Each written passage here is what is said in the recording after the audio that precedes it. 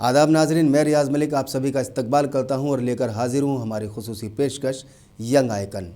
नाजरीन, ख़वातीन की ताकत, इनके जद्दोजहद और इनके ख्वाब, ये वो मौजू है जो आज की दुनिया में हर शख्स के लिए अहम है। आज के प्रोग्राम में हम बात करेंगे ख़वातीन को बाइख्तियार बनाने का सही मतलब क्या है। ये सिर्फ़ हुकूक का मामला है या ख़ुद इन्हिसारी, इज़्ज़त नफ्स, एतमाद का भी। आज की ख़वातीन को सबसे बड़ा चैलेंज क्या महसूस होता है? आज हमारे साथ एक ऐसी बाइख्तियार रहनुमा हैं जिन्होंने अपने सफ़र में बेशुमार चैलेंजेस का सामना किया और हर कदम पर कीमती सबक भी सीखा। तो आइए इस्तकबाल करते हैं कुलसुम फ़ारूकी साहिबा का। कुलसुम साहिबा, हमारे शो यंग आइकन में आपका बहुत बहुत इस्तकबाल है। Thank you so much. अच्छा कुलसुम, आपने जामिया मिलिया इस्लामिया से स्कूलिंग की और वहीं से ही सोशल वर्क पे मास्टर भी किया जी। तो क्या आपने कभी सोचा था कि जो समाज की भलाई के लिए काम होते हैं, सोशल वर्क होते हैं, उसकी तरफ आप जाएंगी या सिर्फ तालीम ऐसे ही हासिल कर रही थी? इसके बारे में थोड़ा सा बताना चाहूँगी। मेरी स्कूलिंग जामिया से हुई, मैंने यहाँ तक कि नर्सरी भी जामिया से ही पढ़ी है जी। और मेरे लिए एक बड़ा इस तरह का माहौल था कि मेरी शुरुआत वहीं से, और एक कह सकते हैं कि बिल्कुल उसी इदारे से फिर हम कभी बाहर निकले नहीं थे। पर मेरे लिए पहला मौका था जब मैंने टीचर्स ट्रेनिंग के लिए मैं बाहर निकली। मैंने इंटरनेशनल वुमेंस पॉलिटेक्निक से एनटीटी किया और उसके बाद मैंने जामिया हमदर्द स्कूल में भी पढ़ाया और कैम्ब्रिज स्कूल में भी पढ़ाया। तो जब मैं ऐसे बच्चों को पढ़ा रही थी जो ऑलरेडी बहुत सारी फैसिलिटीज़ जिनके पास उपलब्ध हैं, बहुत सारी रिसोर्सेज हैं जिनके पास, जिनके पेरेंट्स के पास, तो मेरे दिल में उस टाइम एक चीज़, एक ख्याल आया कि हम जो कुछ कर रहे हैं शायद पैसे के लिए कर रहे हैं। हमें यहाँ से तनख्वाह मिल जाती है अच्छी, हम एक अच्छा अपने आप का स्टेटस दिखा सकते हैं कि हम इस स्कूल में टीचर हैं ये। लेकिन मुझे उस टाइम ये महसूस हुआ कि नहीं, एक तबका ऐसा है जिसके लिए मुझे काम करने की ज़रूरत है, अंडर प्रिविलेज के लिए काम करने की ज़रूरत है। मैंने तब अपनी जॉब को क्विट किया और उसके बाद से मैंने जामिया में master of social work department में एडमिशन लिया और इसी सोच के साथ कि शायद मैं कुछ बदलाव, जो भी कुछ मुझसे हो सकता है वो मैं अपना कंट्रीब्यूशन दूंगी। बदलाव के लिए तो वाकई एक चट्टान जैसा सीन और आसमान जैसी बिल्कुल। हिम्मत और चाहिए। जी, और मेरे लिए थोड़ा चैलेंजिंग इसलिए था क्योंकि मैं शायद मुस्लिम समाज से ताल्लुक़ रखती हूँ और एक बहुत कंजर्वेटिव फैमिली से मैं आती हूँ। मेरी घर में मेरे अलावा मेरी 5 बहनें और एक भाई है। मेरे फादर के लिए ऑलरेडी बहुत चैलेंज था अपनी बच्चियों को पढ़ाना एक ऐसे दौर में। वो हमदर्द में थे, सुपरवाइज़र थे उनकी कंपनी में। उनके लिए उतनी छोटी सी तनख्वाह में बड़ा मुश्किल था अपनी बच्चियों को एक पहचान दिलाना, उनकी एजुकेशन पे उतना पैसा खर्च करना। तो हमारे ऊपर ऑलरेडी एक बहुत बड़ी जिम्मेदारी थी कि हमें अपने जो फादर हैं उनकी डिग्निटी का पूरा ख्याल रखना है और जो जिम्मेदारी और जिस तरह से उन्होंने हमें तालीम से जोड़ा है, हमें उससे कुछ ना कुछ ऐसा करना है कि सिर्फ हम ही अपने तक सीमित ना रहे। अपना जो एक मुस्लिम समाज है हमारा, हम उसमें भी कुछ ना कुछ एक योगदान दे सकें और जो बच्चियां, ख़ासतौर से मुस्लिम बच्चियां हैं, हम उनके लिए क्या कर सकेंगे, उस पर मेरा बहुत फोकस था शुरू से ही और बीते सालों में मैंने उसके लिए काफ़ी सारे काम भी किए हैं। कुलसुम, जैसे आपने कहा कि आप एक कंजर्वेटिव फैमिली से हैं, जाहिर सी बात है मुस्लिम घरानों में पर्दा, लिहाज और पर्दगी पे बहुत ज़्यादा ध्यान दिया जाता है, जो अच्छी बात भी है, उसमें कोई बुराई नहीं है। लेकिन एक छोटी सी बात है, तालमेल जो है ये पहले भी चला आ रहा था, वो आज भी, और शायद अगर उसको ना सुधारा गया तो वो आगे भी चलता रहे। देखिए, अव्वल तो कि मुस्लिम लड़कियों को चांस नहीं मिलता आगे जाके बढ़ के कुछ करने का बहुत जगहों पर, और अक्सर जब कभी चांस मिल जाता है तो कहीं ना कहीं वो फेल भी हो जाती हैं। मैं सबके लिए ये बात नहीं कह रहा हूँ, लेकिन आंकड़े की बात अगर हम बात करें तो उसमें ये आंकड़े भी आते हैं कि कुछ लोग आगे जाके फेल हो जाते हैं अपनी कमियों, खामियों और गलतियों की वजह से। हम जिस मकसद से निकले हैं उस मकसद को अचीव ना करके हमारी राह भटक जाती है। आपका इस बारे में क्या कहना है? देखिए, पहली बात तो मैं पर्दे के ऊपर बात करूं, पर्दा कहीं से भी कोई रोक टोक नहीं है। देखिए, मैं इस टाइम भले ही नहीं पहनी, लेकिन मैं उन बच्चियों के बिल्कुल खिलाफ नहीं हूं कि जो पर्दा नहीं करती हैं या नहीं करती हैं। पर्दा एक धार्मिक चीज़ हो सकती है, अपने उनके हमारे धर्म की एक उसमें है कि हम अपने आप को कवर करके रखना, और ये उनकी अपनी खूबसूरती है। और इस चीज़ में मेरा कहना यह है कि किसी भी तरह एक पर्दे वाली बच्ची के अंदर जो एबिलिटी है, जो उसके अंदर का करेज है किसी भी आगे बढ़ने का, तालीम को हासिल करने का, अपने आप को प्रूव करने का, वो कहीं भी पर्दे से पीछे नहीं रह जाता। हाँ, कई बार क्योंकि जिस तरह का माहौल अभी चल रहा है, तो कई बार हमारी सोच ऐसी बन जाती है कि इनको आता ही क्या है, इनको इंग्लिश बोलनी भी आती है या नहीं आती, इन्होंने क्या सीखा होगा, ये कंजर्वेटिव फैमिलीज से आ रहे होंगे। बट ये चीज़ें मुझे लगता है कि अब हमें पीछे छोड़नी पड़ेंगी अगर हमें अपने समाज को आगे ले जाना है। और हमें अगर हम इक्वालिटी पे बात करते हैं और बहुत सारी चीज़ों पे, तो हमें तभी हम समाज का, एक अच्छे समाज का निर्माण हम तभी कर पाएंगे जब हम सारे लोगों को एक साथ लेके चलें, चाहे वो पर्दे वाली बच्चियां हों, चाहे वो जीन्स पहनने वाली बच्चियां हों। तो इसमें हमें ये सोचने की ज़रूरत बिल्कुल नहीं होनी चाहिए कि हमें उसकी अंदर की क्वालिटीज़ को तलाशने की ज़रूरत है। आपकी नज़र में ख़वातीन को बाइख्तियार बनाने का सही मतलब क्या है? मेरे हिसाब से देखिए, जो असली सशक्तिकरण है एक औरत का, वो उसे तभी मिल सकता है जब वो शिक्षा से जुड़ेगी। ये सिर्फ अपने अधिकारों को जानने तक के लिए नहीं है। ये जब है कि जब आपने अपने अंदर की क्षमताओं को आप अच्छे से समझ सकें और उसे दुनिया के सामने ला सकें। और साथ में एक जिम्मेदारी और भी है कि एक औरत जब खुद मतलब एक इस लेवल पे आ जाए कि हाँ वो अब कुछ है, उसकी पहचान बन गई, उसकी ये जिम्मेदारी है कि वो और भी औरतों को जोड़े और औरतों के सशक्तिकरण में कैसे काम आ सकती है, वो रोल उसे निभाना बहुत ज़रूरी है। आप एक गैर सरकारी अंजुमन NGO से भी मुंसलिक हैं, जुड़ी हुई हैं। आपने वहाँ से सफ़र कैसे शुरू किया और इस वक्त आप किस मुकाम पर हैं? जी, मैं the creative thinker forum organization है, उसमें एग्जीक्यूटिव डायरेक्टर हूँ। मेरा सफ़र वहाँ 2013 से शुरू हुआ, मेरे मास्टर्स के बाद से। जब मैंने स्टार्टिंग करी तो मैं एजुकेशन प्रोग्राम देख रही थी और मेरे लिए, मैं आपको एक स्टोरी थोड़ा सा बताना चाहूँगी। मेरे वहाँ पे जब पेरेंट्स टीचर मीटिंग होती थी तो छोटे बच्चों की माएँ आती थीं, कई बार दादी नानी भी आ जाती थी सुनने के लिए कि बच्चों की कई शिकायतें, कुछ बच्चों के प्रोग्रेस क्या हो रहा है। तो जब हम लोग उन्हें एक शीट देते थे, जब वहाँ साइन करती थीं और कुछ औरतें, और एक रजिस्ट्रेशन फॉर्म्स होता था, तो वहाँ पे वो औरतें, कुछ महिलाएं ऐसी थी जो साइन कर पा रही थी और मैक्सिमम महिलाएं ऐसी थी जो कि अंगूठा लगा रही थी। और मेरे लिए ये सच में बड़ा मतलब ऐसा मौका था। देखिए रियाज साहब, आपको आपके परिवार ने एक नाम दिया है, बड़ा खूबसूरत नाम है, मेरा भी बड़ा खूबसूरत नाम है, हम सभी के पास एक नाम है जिसे आप बोल सकते हैं, मैं बोल सकती हूँ, आप लिख सकते हैं, मैं लिख सकती हूँ। लेकिन बड़ा दुर्भाग्य है एक ऐसी औरत के लिए जो पूरी ज़िंदगी एक नाम से जानी जाती है पर वो अपना नाम खुद लिख नहीं सकती। बड़ी बात है। तो मेरे दिल में वो चीज़ आई और मैंने कहा नहीं, कुछ करना है और इन औरतों को कोई तो ऐसी चीज़ इनके लिए शुरू करनी है जहाँ ये शिक्षा से जुड़ सकें।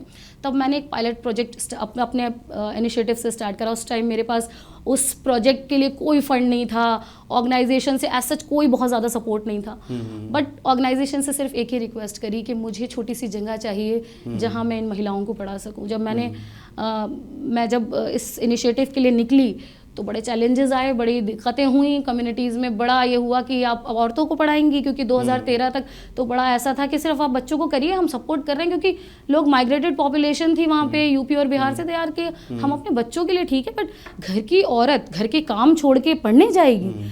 और मेरे लिए बड़ा लोगों को काउंसलिंग करना, मैं कई बार रात तक भी रुकती थी कि घर का आदमी जब आएगा उससे पूछ कर उसकी परमिशन लेके उसके घर की महिला का नाम लिखूंगी।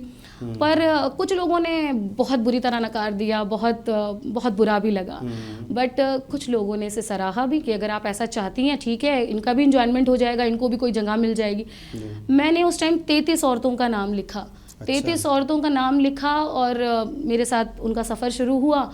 और मुझे याद है कि जब पहला 15 अगस्त आया तो उसमें कुछ दादी नानी भी थीं और कुछ माएँ भी थीं, और 23 औरतों ने खड़े होके हम होंगे कामयाब गीत गाया। अरे वाह! और उस टाइम MLA और काउंसलर उस एरिया के, और वो सब खड़े हो गए और तालियां बजाने लगे। उन्होंने कहा, तब मुझे MLA साहब ने बुलाया, जो अभी भी यहाँ पे MLA हैं, श्री सहीराम पहलवान जी। उन्होंने कहा, कुलसुम जिस मकसद से निकली हो ना उसे ख़त्म मत करना और कुछ ना कुछ ऐसा करना कि इनकी ज़िंदगी में बदलाव आ सके। और बदलाव ये थे कि उन औरतों में 10 औरतें ड्रॉप आउट हुई और 23 औरतों ने कंटिन्यू करा।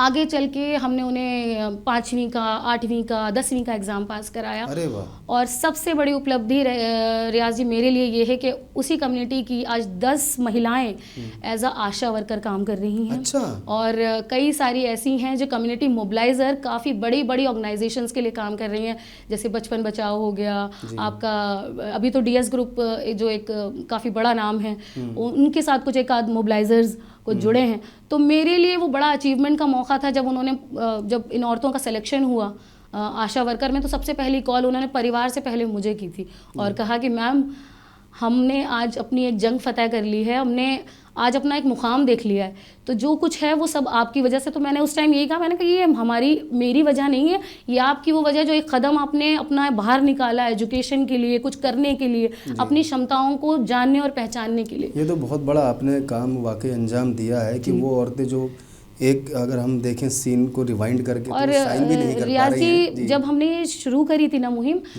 हमें ये नहीं पता था कि हम इतना कुछ अचीव कर लेंगे, क्योंकि हम जिस सफ़र पे निकले थे हम सिर्फ इतना जान रहे थे कि हम थोड़ा बहुत महिलाओं को लिखना पढ़ना सिखा दें, वो साइन बोर्ड कोई उन्हें बेवकूफ़ ना बना सके।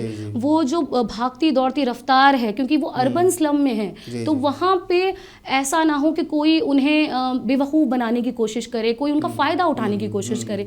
तो मकसद ये था कि वो महिलाएं इतना जान जाएं कि हाँ शिक्षा का महत्व क्या होता है, वो आगे अपनी आने वाली जनरेशन से जुड़े। लेकिन मेरे लिए ये बड़ा मौका था कि उन्होंने अपनी पहचान बनाई, उन्होंने अपने बच्चों की एजुकेशन को कंटिन्यू रखा है, उनके बच्चे अब हायर एजुकेशंस कर रहे हैं, अच्छे कॉलेजेस में जा रहे हैं। तो ये एक औरत जो है ना, वो सिर्फ कहते हैं ना, जब पढ़ती है तो सिर्फ वो अपने लिए नहीं पढ़ती, वो अपनी पूरी आगे आने वाली नस्ल के साथ उसको। अच्छा, आज ये तो जाहिर सी बात है अचीवमेंट इतना बड़ा है कि मतलब हमारा प्रोग्राम कम पड़ जाएगा, लेकिन इसके बारे में बात ख़त्म नहीं होगी। बहुत बड़ा अचीवमेंट आपने किया, और जाहिर सी बात है कोई चीज़ अगर दिल से इंसान कोशिश करे तो, सोचा था सिर्फ साइन करना सीख जाए, और आज वो इतने बड़े लेवल पे आगे पहुंच गई हैं। आज की ख़वातीन को जो सबसे बड़े चैलेंजेस क्या हैं, मतलब समाज में मौक़े की कमी या खुद एतमादी की कमी, या और क्या चैलेंजेस उनके सामने हैं आज की ख़वातीन के सामने? पर्सनली ऐसा लगता है जी कि इसके पीछे सोच का दायरा है जी। कई बार औरतें ये सोच लेती हैं कि ये मुझसे नहीं होगा, मैं कैसे करूँगी, और क्योंकि आसपास का समाज पुरुष प्रधान समाज है, तो कहीं ना कहीं वो भी डोमिनेट करता है। लेकिन औरत जब तक खुद अपने लिए सेल्फ अवेयर नहीं होगी, तब तक वो किसी भी चीज़ को अचीव नहीं कर सकती है। तो मुझे ऐसा लगता है अपने सोच के दायरे को थोड़ा सा बढ़ाने की ज़रूरत है, और सबसे पहले जो ये चीज़ है ना कि मैं भी कुछ कर सकती हूँ, इस चीज़ पे आने की बहुत ज़रूरत है। और आज की जो लड़कियां हैं ख़ास तौर से, उनको अपने ऊपर भरोसा रखने की बहुत ज़रूरत है। हमारे समाज में ऑलरेडी बहुत सारी कमियां हैं, बहुत सारी बुराइयां हैं, और बुराइयां आदमी को बहुत अपनी तरफ अट्रैक्ट करती हैं, बहुत सारा खींचती हैं। लेकिन उस बीच आपको ये जानने की ज़रूरत है कि मैं कैसे आगे बढ़ूंगी, सही राह क्या है, और सही लोगों से जुड़कर कैसे आगे बढ़ूंगी। उसके लिए बच्चियों को सोचने और समझने की बहुत ज़्यादा ज़रूरत है। अच्छा, जो जैसे बातें ख़वातीन की हैं, ख़वातीन के लिए चल रही हैं, सवाल बहुत सारे जहन में आ रहे हैं। मैं आपसे जानना चाहूँगा, क्या आप समझती हैं कि ख़वातीन को बाइख्तियार बनाना, उनको मतलब मजबूत बनाना सिर्फ़ और सिर्फ जो जिम्मेदारी है ख़वातीन पर ही है, या मर्दों का भी इसमें कोई किरदार है? देखिए, अगर आप औरतों की या किसी के भी सशक्तिकरण की बात करेंगे ना समाज की, तो भागीदारी दोनों की बहुत ज़रूरी है। हम ये कहें कि सिर्फ ये एक औरत की जिम्मेदारी है कि औरत को आगे बढ़ाएगी या औरत खुद अपने आप को आगे बढ़ाएगी, नहीं। ये देखिए, और आदमी को आज ये सोचना पड़ेगा, उसको योगदान देना पड़ेगा अपना, है ना, उसे संवेदनशील होना पड़ेगा यहाँ पर। क्योंकि बिना देखिए, अगर जब हम इक्वालिटी की बात करते हैं, तो क्या सिर्फ इक्वालिटी जो है वो सिर्फ औरतों के एक ग्रुप के साथ हो जाएगी? नहीं। औरत और आदमी जब दोनों मिलकर एक समाज के लिए काम करेंगे, और उसके लिए एक आदमी को, औरत को वो अवसर प्रदान करने पड़ेंगे, तो मुझे लगता है कि ये दोनों की जिम्मेदारी है। मैं अपनी एक बात बता सकती हूँ आपको आज। जैसे मैं कई बार बहुत सारी चीज़ों, मैं 3 बच्चों की माँ हूँ, मेरे ऊपर ऑलरेडी मेरी ऑर्गेनाइजेशन के साथ मेरे घर की भी बड़ी जिम्मेदारी है। सोशल वर्क में आना सिर्फ ये मेरा निर्णय नहीं था, इसके पीछे मेरे हस्बैंड का बहुत बड़ा रोल है। जब कहते हैं कि एक आदमी के पीछे हमेशा एक औरत होती है और वो सक्सेसफुल होता है, मेरे पीछे मेरे शौहर का बहुत बड़ा रोल है। उनकी वजह से मैं कह सकती हूँ आज जिस मुकाम पे मैं हूँ, तो मैं बिल्कुल अपने हस्बैंड को बोलना चाहूँगी कि मेरे हस्बैंड ने मुझे हर तरीके से सपोर्ट किया। जहाँ लोग अपनी बीवियों को ये सिखाते हैं कि नहीं आप मुस्लिम समाज से हैं, आप एक औरत हैं, आपको आपके ऊपर ये फ़राइज़ हैं, घर के फ़राइज़, वहाँ मुझे वो उस चीज़ की आज़ादी देते हैं कि नहीं कुलसुम आपको बाहर निकलना है, आपको जाना भी। लास्ट एक कॉन्क्लेव था, नेशनल कॉन्क्लेव था वुमेंस के ऊपर, मैं बहुत तैयार नहीं थी जाने के लिए पर्सनली, और मैंने कहा मैंने रजिस्ट्रेशन करा लिया था, बट मुझे ऐसा था, मैंने कहा क्या जाना है क्या, बट जब मैं वहाँ गई मैंने बहुत कुछ सीखा, बहुत सारी चीज़ें औरतों के मुद्दों पे हम लोगों ने बात करी, और मुझे उसको कह सकते हैं धक्का दे के भेजने वाले मेरे हस्बैंड थे। उन्होंने कहा नहीं आपको जाना है, उसे अटेंड करना है, और वहाँ से आपकी एक अलग शुरुआत होगी चीज़ों की, और आपकी सोच बहुत चीज़ों में बहुत हो सकता है आपके लर्निंग में कुछ गैप्स हों वो कवर होंगे।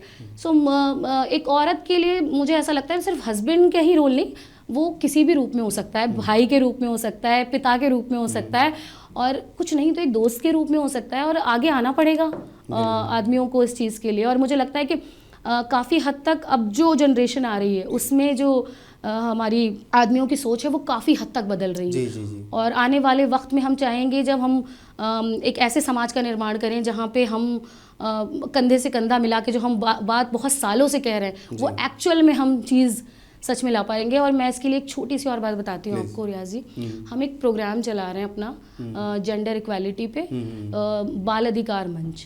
तो ये बच्चों का वो ग्रुप है जो 8 साल से लेके 14-15 साल तक के बच्चों के लिए, और इसमें इनिशिएटिव हमने बॉयज़ के साथ शुरू किया था।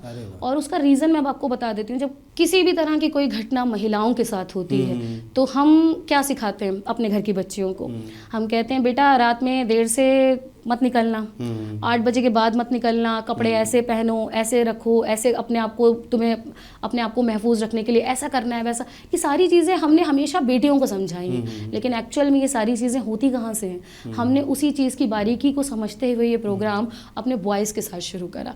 अगर आप छोटी उम्र के बॉयज़ के साथ उनकी अगर आप अपब्रिंगिंग ही ऐसी कर देंगे कि जहाँ उन्हें आप ये सिखाएंगे कि घर की औरतों के साथ आपको कैसे उनका सम्मान करना है, कैसे उनके अधिकारों के लिए बात करनी है।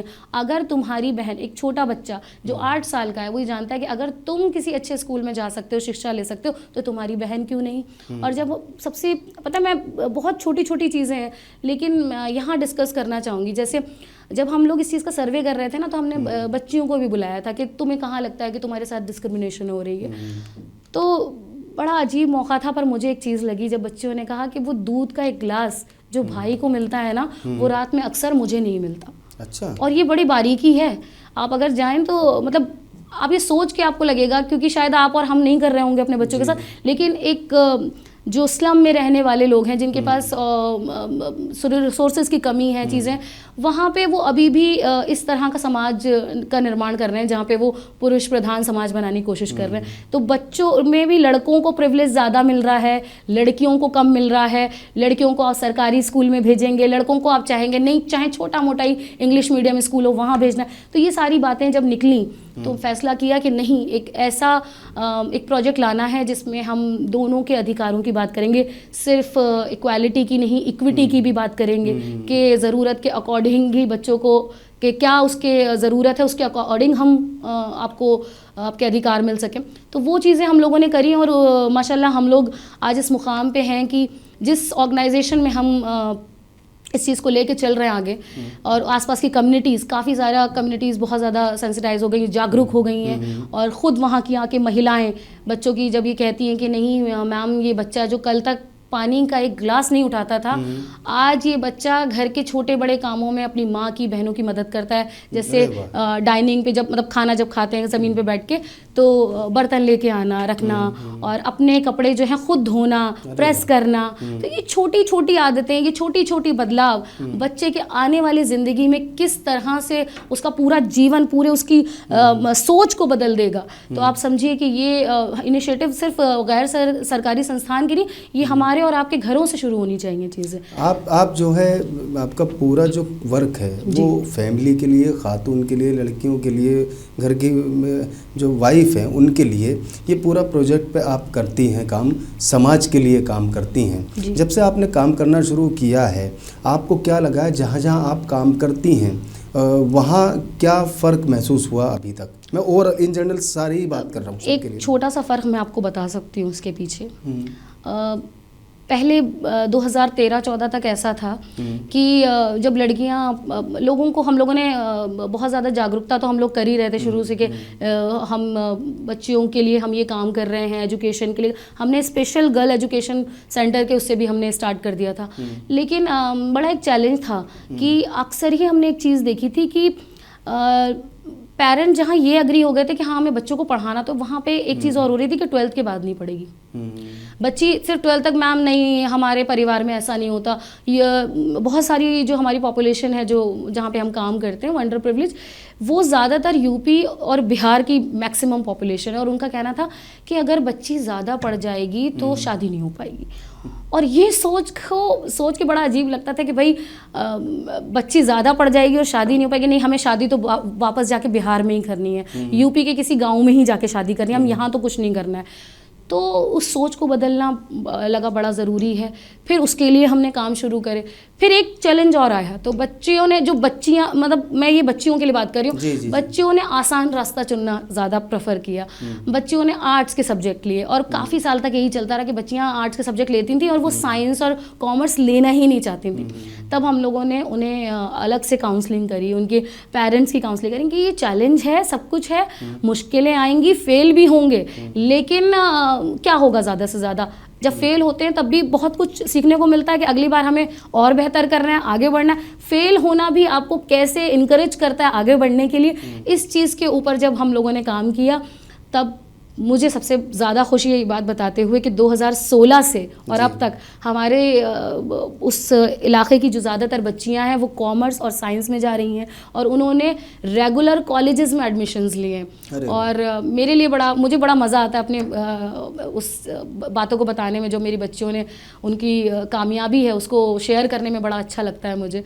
तो वो बच्चियाँ आज माशाल्लाह कई सारे अभी पास आउट भी हो चुकी हैं और काफ़ी बड़ी बड़ी तंजीम में काफ़ी अच्छी अच्छी पोस्टर्स पे काम कर रही हैं। तो उन लोगों का यही कहना था कि मैम, जब हम लोग सोच भी नहीं सकते थे कि हम लोग साइंस या कॉमर्स जैसे बैकग्राउंड में, अब वो बच्चियाँ टैली कर रही हैं, टैली सीख चुकी हैं और अकाउंटेंट बन गई हैं काफ़ी सारी। उन्होंने एक बात बोली थी कि मैम ये हमारे लिए बिल्कुल सपने जैसा था कि हम कुछ ऐसा कर पाएंगे जो लड़के करते हैं, क्योंकि हमारे घर में तो हमने यही देखा था कि सिर्फ भैया और पास वाले कोई अंकल हैं और वो चाचा हैं, वो सब ये सारी चीज़ें करते हैं। हमने तो कभी सोचा ही नहीं था कि कभी मैं भी वो कंप्यूटर हाथ में लूँगी और टैली पे काम कर रही होंगी। और वो शीट उन लोगों ने मुझे एक बार दिखाई थी, जब उन लोगों ने पहली अपनी बनाई थी ना एक्सेल पे शीट, तो उन्होंने मुझसे शेयर करी, तो बोला कि मैम ये शीट मैंने क्रिएट करी। और मैं सच बताऊं, मेरे लिए तो वो फूले ना समाने वाला हाल था। मतलब एकदम खुशी से भूल गई थी मैं कि मेरी बच्चियां इतना कुछ अच्छा कर रही हैं। मेहनत इंसान करता है, उसका रिजल्ट सामने आता है तो वाकई खुशी भी होती है। अच्छा कुलसुम, चलते चलते आखिर में आपसे मैं सवाल करना चाहूँगा, आज की नौजवान नस्ल की लड़कियों के लिए आप क्या पैगाम देंगी जो अपने ख्वाब पूरे करना चाहती हैं लेकिन मुआशरे या ख़ानदान के दबाव का शिकार हैं?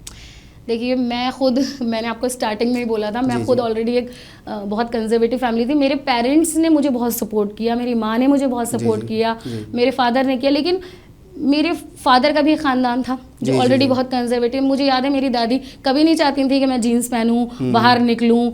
12th के बाद उन्होंने बोल दिया था, तुम्हारी तो इतनी बेटियां, शादी कर दो जल्दी जल्दी सबकी। लेकिन नहीं, मेरे फैमिली ने मुझे सपोर्ट किया, आगे बढ़ाया। तो और मेरे हस्बैंड का भी बहुत रोल रहा इस चीज़ में कि एक औरत पढ़ तो जाती है कई बार, लेकिन कई बार जब बात आती है जॉब करने की, आगे बढ़ने की, अपनी क्षमताओं को दुनिया के सामने दिखाने की, तो कहीं ना कहीं यही पुरुष प्रधान समाज जो है वो आपके पैर भी ऐसे घसीट लेता है कि आप ठीक है, आपने पढ़ लिया है, लेकिन आप अपने बच्चों के लिए पढ़ी हैं, आप अपने बच्चों को आगे उनकी एजुकेशन में हेल्प करिएगा, अपने घर के बच्चों के। लेकिन नहीं, मुझे ऐसा लगता है आज की जो लड़कियाँ हैं, आज की जो हमारी बच्ची हैं, मेरा कहना उनके लिए एक ही है कि उन्हें रुकना नहीं है, झुकना नहीं है, डरना नहीं है, पीछे नहीं हटना है।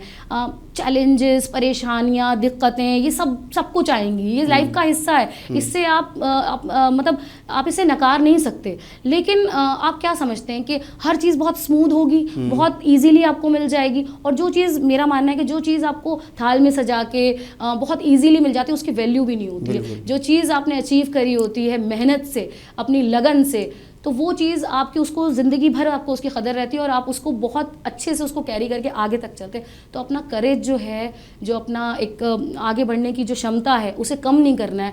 और समाज में फैली जो बहुत सारी बुराइयां हैं, बहुत सारी चीज़ें हैं, जैसे आजकल ड्रग्स हो गया है, आजकल और बहुत सारी चीज़ें हैं, क्लबिंग और ये सब, इन सब से मैं कहती हूँ वो चीज़ें जिन लोगों के लिए अच्छी हैं वो बिल्कुल करें, लेकिन आपके लिए क्या ज़रूरी है, आपको आगे बढ़ने के लिए क्या चीज़ है जो प्रेरित करती है, इस चीज़ को मद्देनज़र रखते हुए अपने आप को, अपनी राह को चुनें, आगे बढ़िए और अपने आने वाली जो पीढ़ी है उसको भी सशक्त बनाने के लिए मुझे लगता है एक महिला बहुत अच्छा रोल हमेशा से निभाती आई है और आगे भी निभाएगी। बिल्कुल। Thank you so much. Kulsum Fatima, जितना हमारे प्रोग्राम में बातें की हैं, ये पहला हमारा प्रोग्राम है जिसमें हमने सिर्फ और सिर्फ ख़वातीन के लिए बात की, लड़कियों के लिए बात की और आधी आबादी के लिए बात की।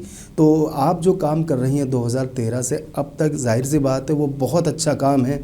आपने कुछ चीज़ें काम ऐसे भी किए कि आपको उसकी उम्मीद नहीं थी कि इतना अच्छा रिज़ल्ट आ जाएगा। हमारी दुआएं ने ख्वाहिशात आपके साथ हैं, आप ऐसे ही आगे बढ़ती रहें और समाज में फैली बुराइयों को दूर करती रहें और जहाँ जहाँ कमियां हैं ख़वातीन में, ख़ासतर एक फैमिली के दरमियान, उन कमियों को दूर करके लोगों को आगे अच्छी राह दिखा सकें। आप हमारे शो में आई, आपका बहुत बहुत शुक्रिया। Thank you so much. तो नाज़रीन, ये थी कुलसुम फारूकी। मुझे उम्मीद है हमारा ये शो आपको ज़रूर पसंद आया होगा। फ़िलहाल अपने होस्ट, अपने दोस्त रियाज़ मलिक को इस वादे के साथ दीजिए इजाज़त, अगले हफ्ते एक और शख्सियत के साथ फिर से हाजिर होंगे। तब तक के लिए खुदा हाफिज़।